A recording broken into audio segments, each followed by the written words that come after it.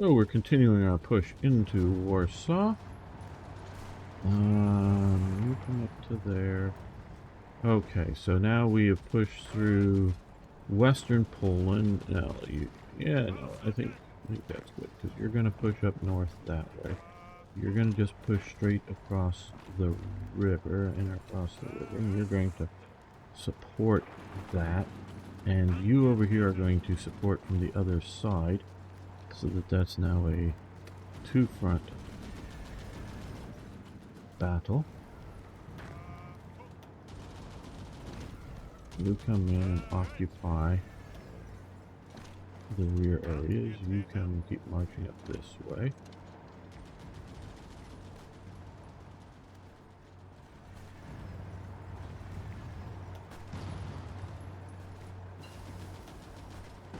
Infrastructure works 3 and civilian works 3. Oh my god, we have some developments in our capabilities. Okay. Oh, well, no, well, let's come back here first. Do the single choice one first. Okay, 1940, we could do military production too. We lose 5% base stability, but we get dockyard and factory output, which is nice, but I'm not sure if we want to do that just yet. We did come here for weekly stability, which we just got that.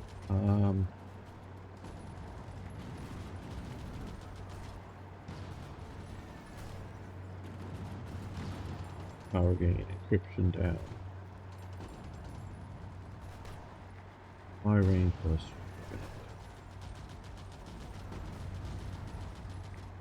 Railway construction speed. We're going to do railway construction speed because we want to produce railways fast. Now, over here, signals intelligence. That would be nice. We could do bigger radars, which would be nice. Or we come here first and do this, get our computing machine done, which will make everything else go the faster.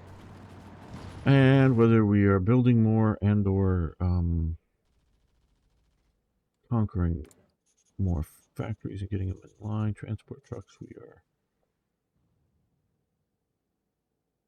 medium artillery. Okay, yeah, medium artillery.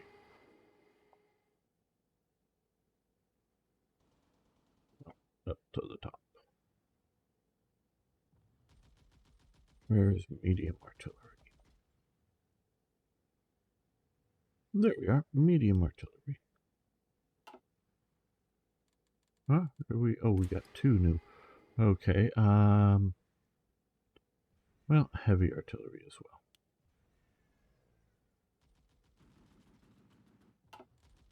Now we are going to run out of fuel in time here, so let's, because we're now using a lot more fuel.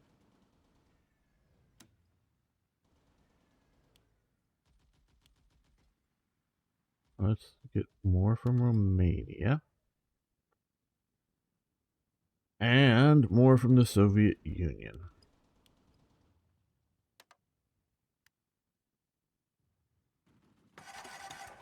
I don't know if that will put us into the positive, but it definitely will help. Okay, we've got Danzig completely cut off. Time for another assault on it. And you guys support that assault.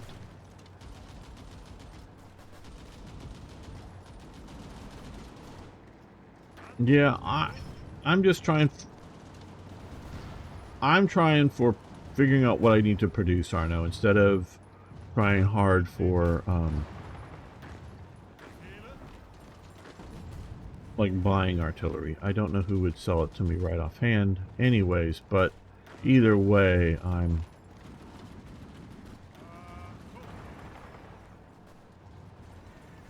okay. So we have pushed into here and we're now going to, hey, amazing.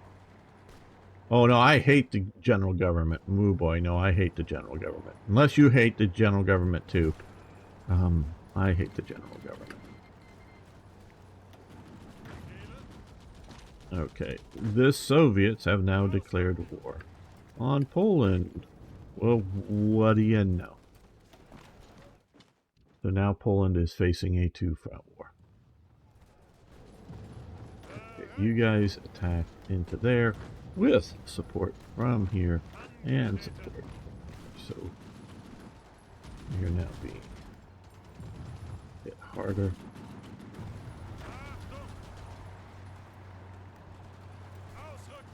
You attack down to there. You guys come back to there. Yeah, no. General government was evil.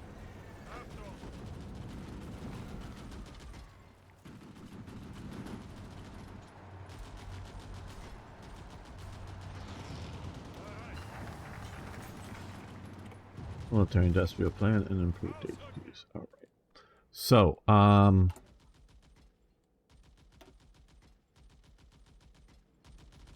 think we want to do the flag defenses while we can here.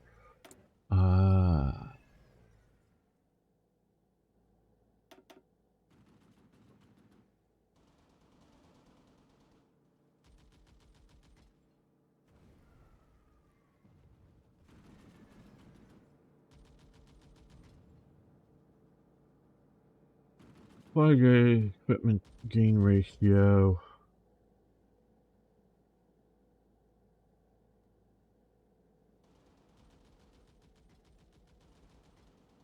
Well,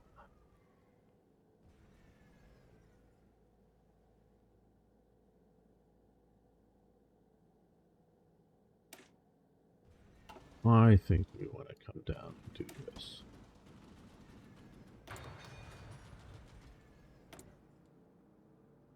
And a bunch more factories.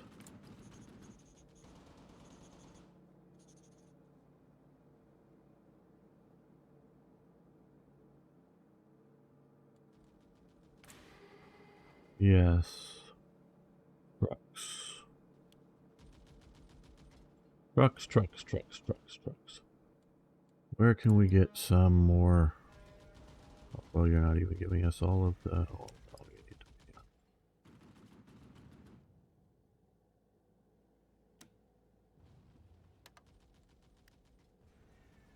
Well, so we're getting a lot of that.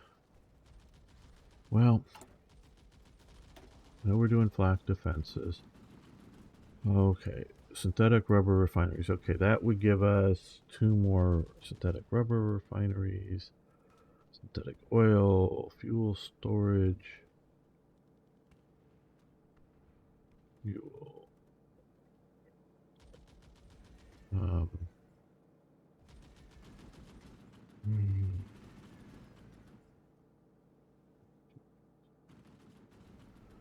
Well, even with all of that, that would give us, let's do a synthetic rubber refinery as well.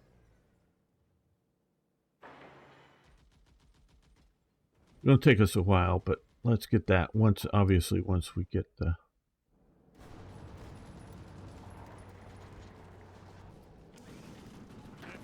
Come on, you guys, why did you crap out on this attack? One of you is a good shot. How about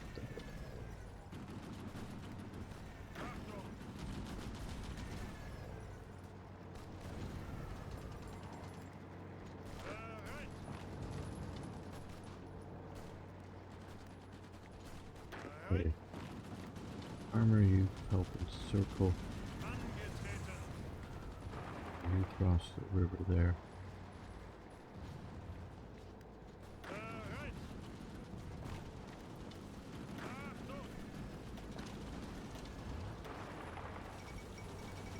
Fall of Warsaw. Okay, so we've got Warsaw. Great.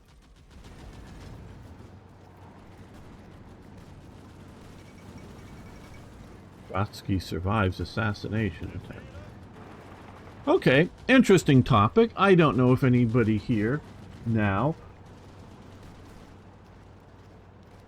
but also later on YouTube, you can chime in on this. How would World War II have been different if Trotsky survives the assassination attack? And like, is not, you know, a very minor flesh wound type thing or no wound at all. Not, that he's in very good health. How would that have been different?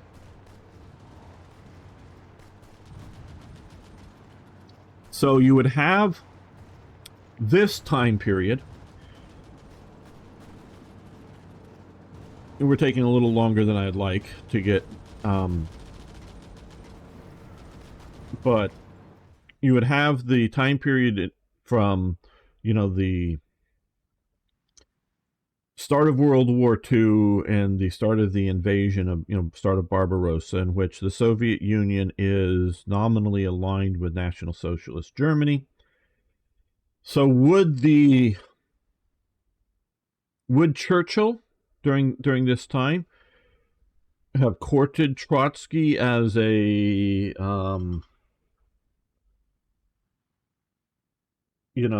what the German High Command in World War One courted Lenin, and eventually helps Lenin get to St. Petersburg to start a revolution to disrupt, the Tsarist Russia. The enemy of my enemy is still my enemy, but still useful to, hurt my enemy. So would Churchill have increased protection around Trotsky and quietly, not like he's necessarily coming out and supporting communist Trotsky, but trying to get the message out to the Soviet citizenry that there's an alternative to, Stalin betrays socialism or something kind of thing that might be out there with a, the idea, because you got to realize that from the fall of France till Barbarossa, the communists got to continue to operate in France in the sense that they got to continue some of their communist newspapers. The communist organizations got to openly continue to exist. To the best of my knowledge, they weren't any significant operations to, organized underground movements. They were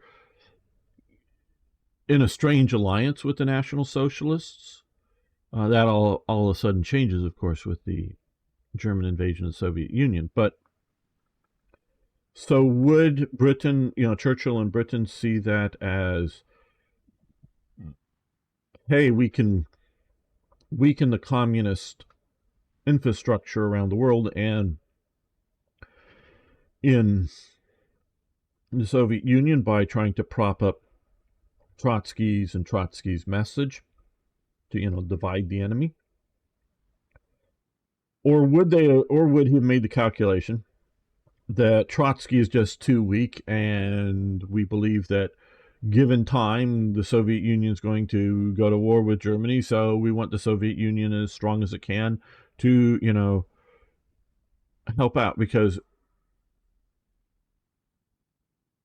from the various things that I've read in documentaries and historical dramas, Churchill feels that Britain is saved as soon as he hears that Barbarossa is happening. It's like a massive relief for him. Britain is saved. And once he hears of Pearl Harbor, World War II's won in Churchill's mind. It's just the matter of doing things, of going through the process of winning. So that's how I would describe those two events. And if you would think, because you have to realize, like, Stalin makes the judgment that there is a revolutionary movement in China. He doesn't control the Maoist communists, and so he aligns with the nationalists, Chiang Kai-shek. Brief history. Prior to the Japanese invasion and the Marco Polo Bridge incident, the major invasion started there. Germany is the primary trainer for and supplier of like aircraft and military equipment to China. Not the only one, but the primary one. They're also selling aircraft even before this to like Manchukuo and China too, war aircraft, military aircraft, in small numbers of equipment to Japan too. But they are selling to Japan, but they're selling to China. Once the war really breaks out, Hitler and the higher level Nazis decide to support Japan over China. Germany withdraws its advisors, leaves all the equipment there, but withdraws the advisors. Most of the around Nanjing here is where most of the German trained divisions are destroyed as effective fighting forces, at least. They fight really hard. I think they do reasonably good, but they do lose. The Soviet Union, particularly with aircraft and equipment, pilots too. They're sending in lots of Soviet pilots and ground crew. So it's sort of like the Spanish Civil War all over, in which you have, Russians wearing some sort of non-Russian uniform. I don't know if there was a pilot uniform or whatnot for nationalist China, but wearing, not wearing anything that has Soviet badges on it, and having, I don't know, ID cards or whatever that shows that they're a volunteer in the Chinese Nationalist Air Force. They're fighting there and supporting nationalist China, and a lot of light tanks and a lot of rifles and other infantry equipment are coming in to nationalist China. That, of course, stops with Barbarossa, and that's when you get the American Volunteer Group and the P-40s and whatnot, the Flying Tigers, coming into nationalist China from America, just to sort of give the history there. So, yes, the Republic of China, the nationalists, had been in the 20s very radical anti-Western. Well, they had been for a while in alliance with the communists, but had been even themselves in a very radical movement. They moderate their views of Western penetration into China to some degree. They still want extraterritorial out. The idea that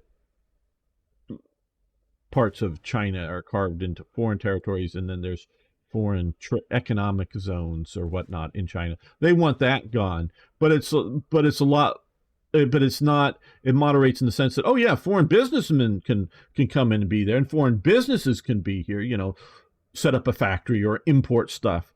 It's no longer only Chinese stuff, but it's to be under Chinese law instead of extraterritoriality. Out there now, Hong Kong and Macau had long been given over to not extraterritoriality, as in a trade or concession zone that had been given as national territory. So, and if you're unaware of it, while Ribbentrop and Molotov are in Moscow negotiating that pact, Britain and France sends up and around going through here before the war starts, obviously. And they're in. There's a primarily a British led, but there's also a major French representative there, is negotiating with the deputy foreign secretary or whatever. I forget who. Is it Lementov? I don't know. One of Molotov's assistant.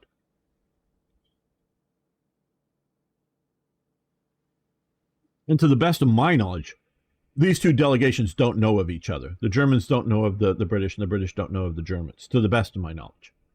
Maybe they did. I don't know. But I have no knowledge that they knew of each other. And the big question asked of primarily the British is what about the Baltic states and Finland?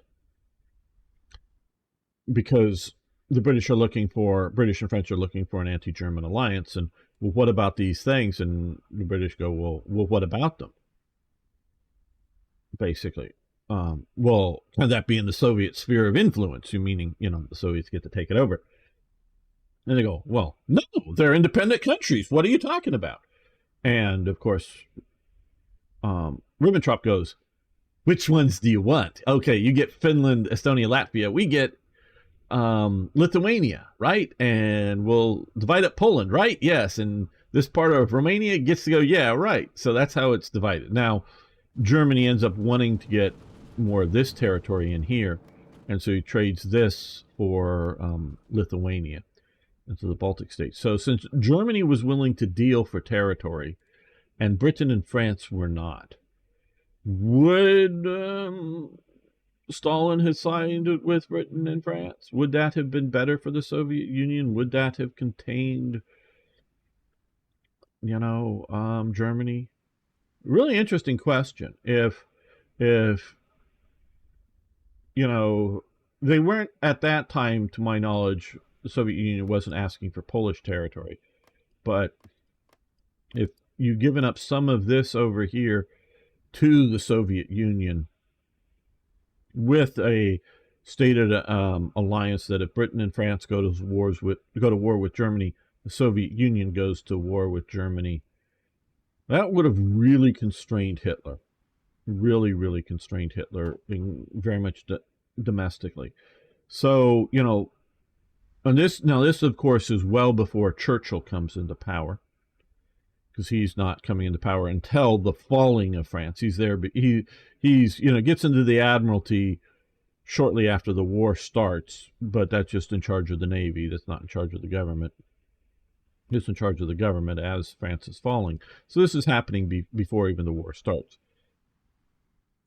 So, but particularly once the war starts, would they have made a deal with Trotsky to undermine Stalin, or would they have thought weakening Stalin would have weakened the future ally of the West in fighting Nazi Germany? I don't know. But I would, again, somebody, if you want to, what do you think about a Trotsky alive? Ooh, we took out 10. Those are Canadian, I do believe. One British convoy, another British convoy, 2 more British convoys, and we're battling some more. So yeah, that would have been rather different had the Trotsky lived. It could have been an interesting what if.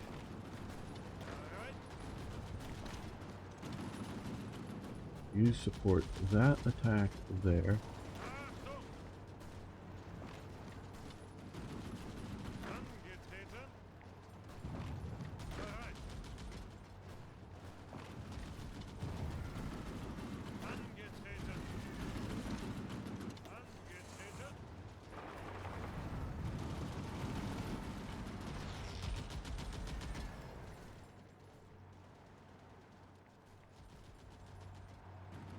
Okay, so we've come into here. You attack through there with 1 division of support. You attack, or you'd support that attack.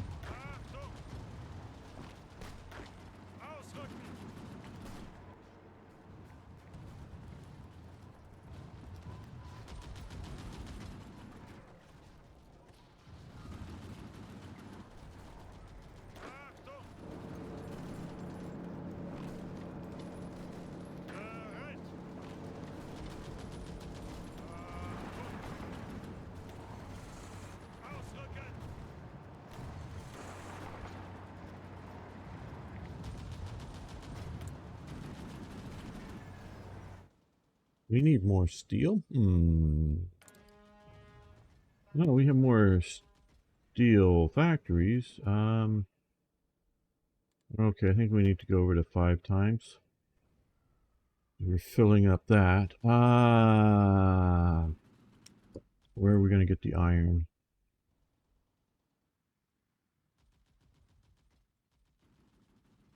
Spanish state. Let's cancel this.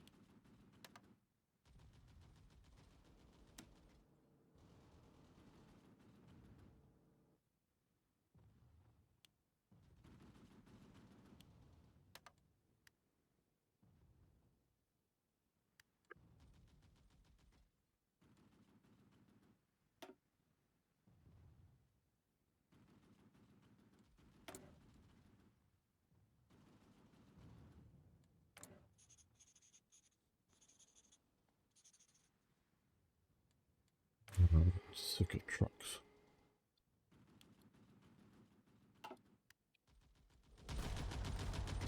Okay, we've got Danzig. You guys start coming this way. We need to...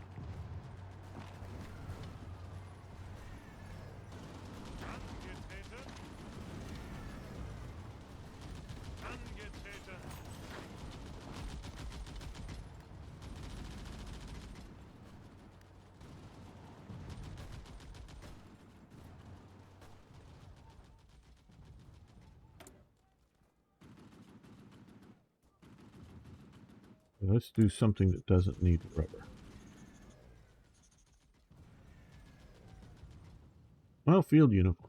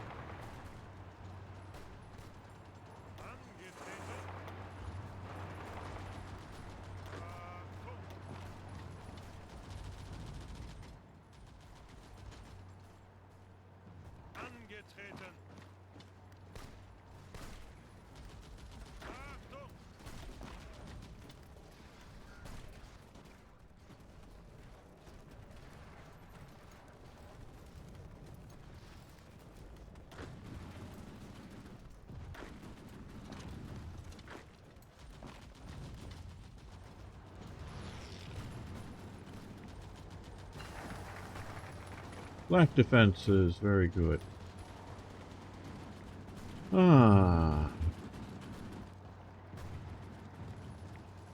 Yeah, 32 to... Well... We need to move a bit maybe faster over here. Oh, pause.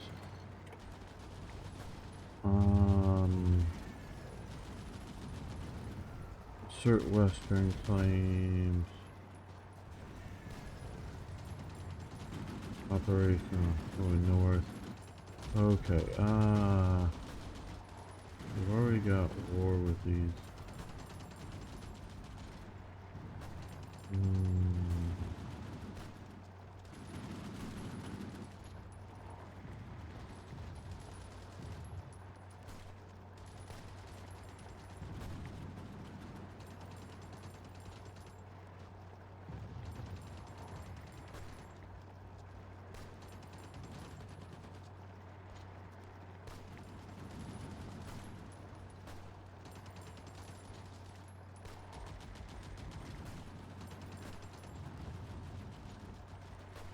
Well,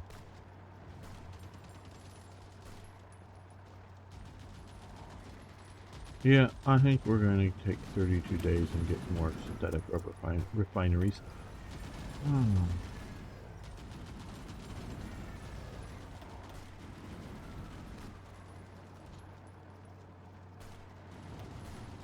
Okay, what can we do industrially to help? Coal output. Okay, do we have something that's going to help our steel output? Okay, 1940. Steel production output by 1. That would be useful.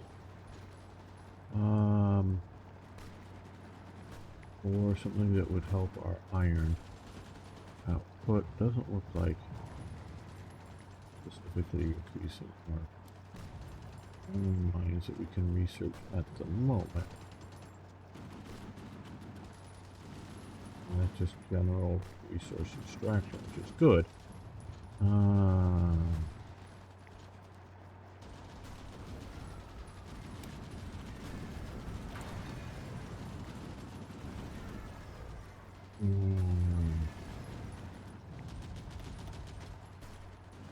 Okay, tank. Okay, well now we can do that, but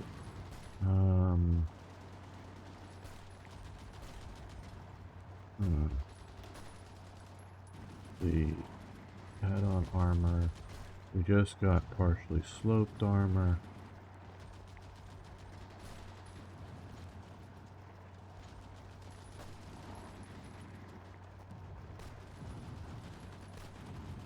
Yeah, I think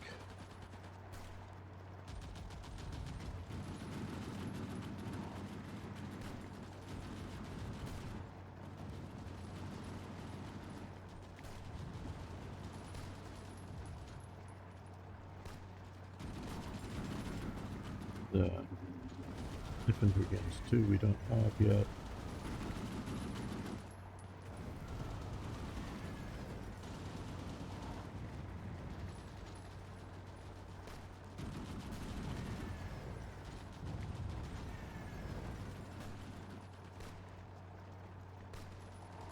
Yep.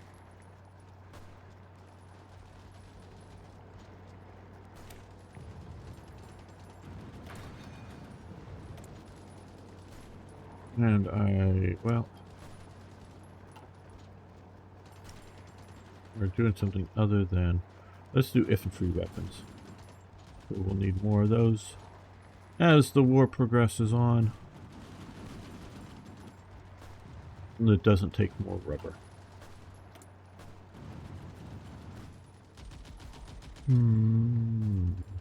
Steel mill. Well, it's more iron that we are lacking. That is causing our limitations.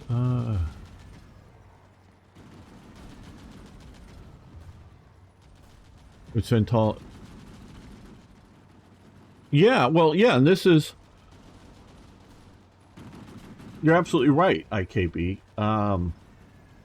Even if there isn't a real ground swell of support for Trotsky inside the Soviet Union, with the at least as I understand it, and God, I'm far from a Soviet Union internal politics expert, far from it. The disaster that is the Winter War for the Soviets wakes up Stalin and the military high command, and they reorganize things, make divisions smaller because they realize their command structure is crap, cannot handle the bigger formations. The people aren't capable of it. They know that things are really bad. So you really see that 1941, through 1941 and getting, before the Barbarossa starts. So late 40, 41, you really start to see a reorganization of the Soviet armed forces. Now, I think maybe, I'm not sure. Again, I'm not sure. I think maybe the reorganization of the Soviet armed forces triggers some people in the National Socialist regime to think that Stalin's getting ready to invade. Because there's definitely a big school of thought that 1942 was going to be a year of Soviet invasion, and the Barbarossa was just a preemptive strike. Well, I contend that, and again, I'm not an expert, I contend Stalin is going to attack only when he sees significant great weakness in Germany. And simply a bombing war, with some German cities being bombed and some British cities being bombed, and a U-boat war, naval war out here, and some messing around out in the desert maybe. That isn't Germany being weak. That's Germany not having a navy, not having a great amphibious warfare development. But that isn't necessarily Germany being weak. Now, if we see Germany, had it come to a not a a sitzkrieg of no fighting and a static front line like we see until um, you know Fall Gelb, the invasion, just sitting there, nothing really happening. But if we had seen, return to sort of trench warfare, or if not even trench warfare, but a back and forth, advance 25 miles here, then get pushed back 25 miles here, sort of a, shall we say, a mechanized World War One, if you will, as opposed to a trench warfare World War One. Just sort of a back and forth. France is staying in. France is producing all kinds of armaments and munitions, and Germany's struggling, and so Germany bogged down in France with heavy fighting. Then we might see a Soviet attack. We might see a Soviet attack if there's a major invasion of Britain and it doesn't immediately fall, meaning, it's sort of, I don't know, maybe this part of Britain, which is a lot of its industrial heartland, is taken, but they can't push out of it, whether it's with the Americans in the war, and especially if the Americans enter the war at that stage, that would then encourage Stalin to come in. Or even without the Americans in here, and if he sees most of Germany's modern divisions sitting in Britain battling it out, then yeah, I could see maybe Soviet Union attacking. And I know some of the various programmers for like Hearts of Iron 3, Black Ice, and whatnot have it sort of triggered that if Germany invades Britain and takes some of these areas, that the Soviet Union may attack, as as the idea of to give the player a hard time, whether it would have happened, for sure or anything like that historically, but it's more just like, well, hey, this is a time to maybe put a second front on Germany just to make it difficult for Germany. But yeah, I could see that as that. So I see Stalin more as an opportunist as opposed to the gambler that Hitler is. Hitler's a gambler. Stalin is an opportunist. When Stalin gets permission from Germany to go after Finland, Estonia, Latvia, he goes after them. It's only, and it's only, once Germany attacks, the Soviet Union grabs up as much of Eastern Europe as it physically can. It does not go to war with Tito down in Yugoslavia because nominally on Stalin's side, but not controlled by Stalin. So, it's sort of like, do we risk it? What if the Allies intervene? Because in those days, the Soviet Unions either don't have the nuclear weapon, I'm talking the 1950s here, or they've got a few nuclear bombs, but not really ready to go to, global thermal nuclear war. It's more like, oh, hey, if, Britain or France or Britain and France or something, actually send troops in to fight on Tito's side or something, that would sort of be a limited war and um, a negotiated whatnot. But yes, Stalin, one of the biggest war criminals ever. We can talk about Mao and other people too, but so Stalin is the opportunist.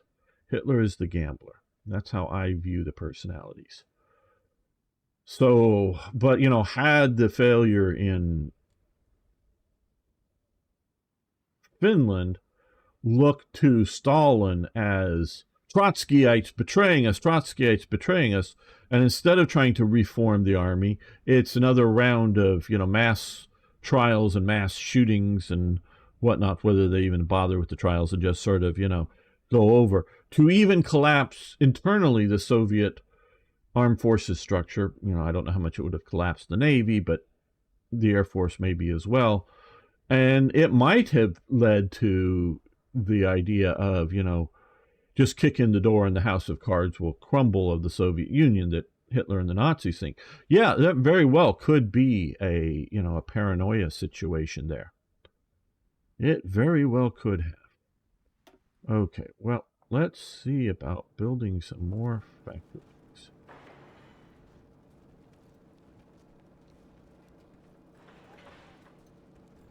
That's going to, with one more, that. So yes, that is a real possibility. And now, does, you know, Churchill want that, or is that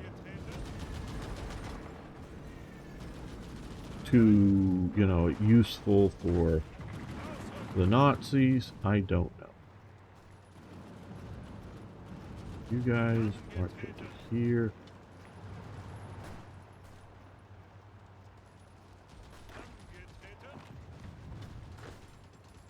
You guys go there. You guys just march along here. You guys march along here. Supported by that.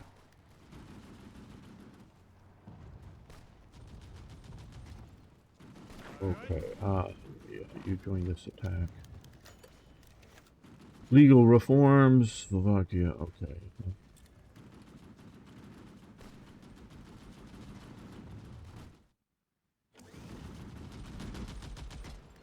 Okay, now that you're in there, you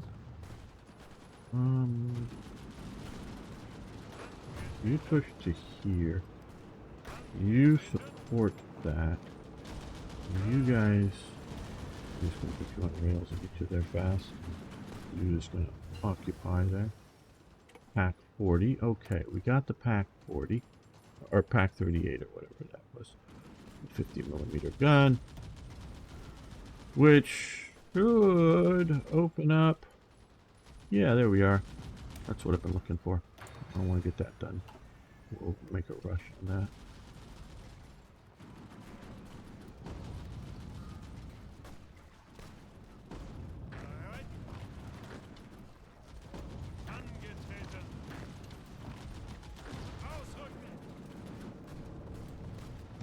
This Kessel, a pocket cauldron, is being hammered hard.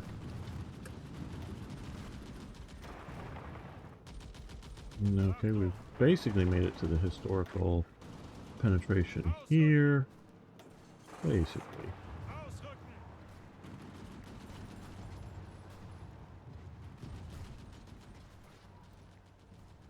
They push down a bit faster into here.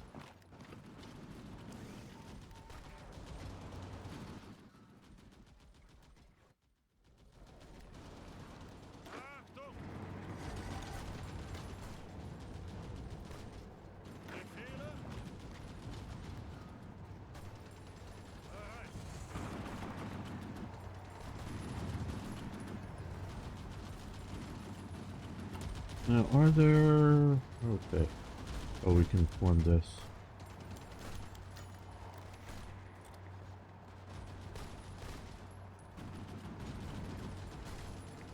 Force rationing... Yeah, I don't think we need to do that right now. We could requisition trucks. War support down 3% for 90 days. Okay.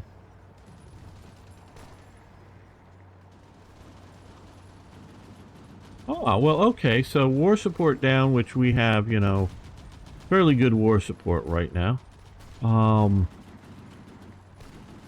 Factory output, political power gain.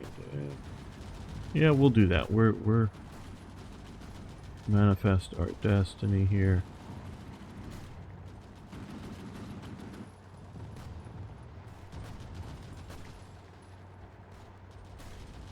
Looking to counter. Let's do this to counter some of the war support going down.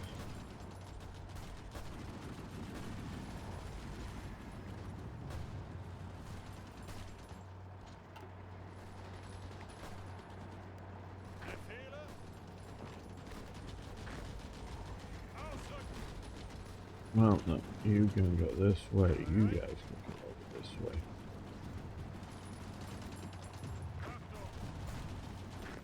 One of you attacks across there. You can support that.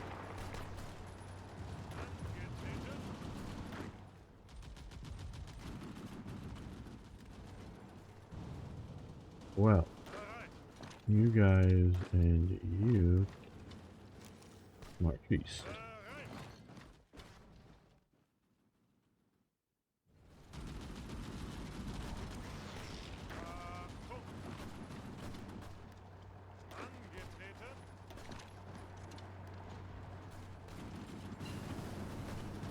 Hunt and destroy. Oh, we have somebody that can join our faction. Huh. Do we want to have Italy in our faction at this time? Okay, well, do we have another? No. Do we want to push ahead on this? Unit destruction, closer support agility, period bonus in combat. That's nice. Okay, we can spend the 100 we have it. Yeah, let's do this. We'll spend that.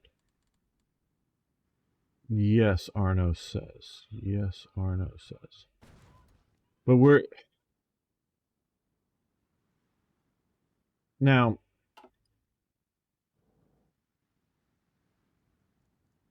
Let's make a save. I'm just going to do this for safety's sake.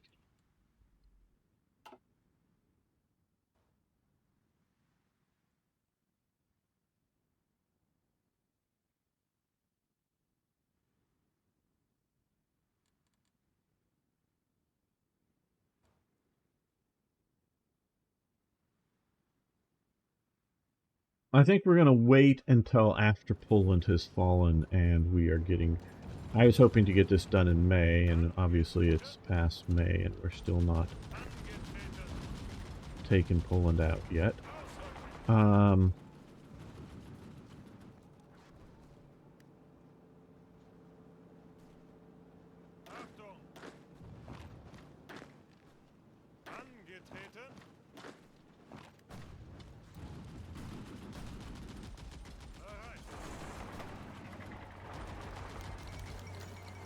What was it? Poland is capitulated. Okay, Soviets honor the pact. Excellent. Okay, so we get 12,000 rifles, 20,000 Polish uniforms, and 21,000 other civilian trains. I haven't really been looking at our train. To all kinds of equipment here. Some of it probably even useful. Okay, yes, the treaty must be. We're going to agree to the stipulations.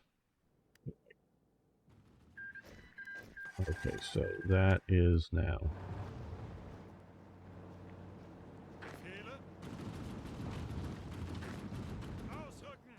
Okay, so we've now secured our eastern front.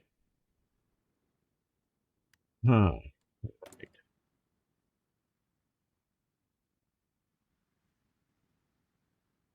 What am I going to worry about next now that I've secured the eastern front? Railways. Yes. Yes, railways. Why railways? Well, supply and getting things ready.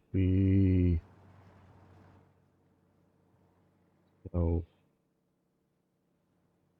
I don't know. Let's see. We're level 3, level 4. Okay, actually, we're not doing too bad here because we're going to keep just a skeletal force here in the east for now, but I am looking, and we will probably get some of these up to level 4 before the war starts, but I see a level 1 here. That we want to increase level 2 to that supply dump. That one is worth doing now, because we probably want to get it to a level 3 eventually, but we want to do that now. And we want to build some more industrial centers. All right. Well, I think with the fall of Poland, that's going to end this episode. So come back next time for at least getting ready to go into the West, because that is what we're going to be doing next, is getting ready for that. So thank you, everyone. See you next time for more, yes, even more Hearts of Iron.